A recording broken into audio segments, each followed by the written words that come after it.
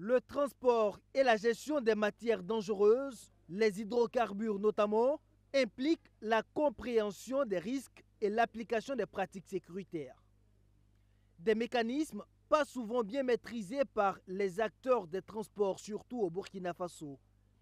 Cette formation, initiée par le Conseil burkinabé des chargeurs à leur profit, est donc un cadre de mise à niveau devant leur permettre de mieux comprendre les enjeux afin de prévenir les accidents et réduire l'impact environnemental.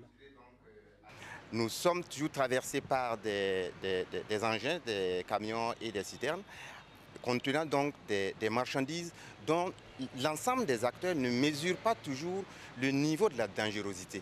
L'idée de cette formation, c'était leur donc donner les bases nécessaires pour qu'au vu des camions ou au vu des citernes, ils puissent déjà avoir une idée sur la dangerosité des marchandises qui sont contenues dans ces moyens de transport.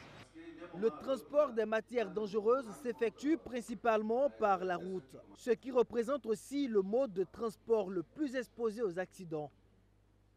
Les causes sont diverses: mauvais état du véhicule et de la voie, erreur du conducteur, météo défavorable. Les participants à cette session de formation ont donc été outillés sur la réglementation nationale et internationale en la matière. Il s'agissait pour nous d'apprendre aux participants d'abord à connaître les différentes signalisations, les symboles sur les conteneurs, sur les citernes et même sur les emballages. Nous avons passé en revue également la réglementation internationale et la réglementation nationale en termes de transport de matières dangereuses.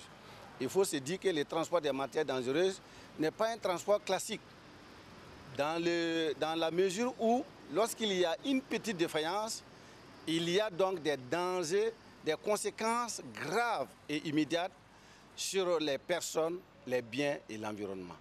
Les participants n'en demandaient pas mieux. Ils promettent d'être des relais auprès de leurs pairs.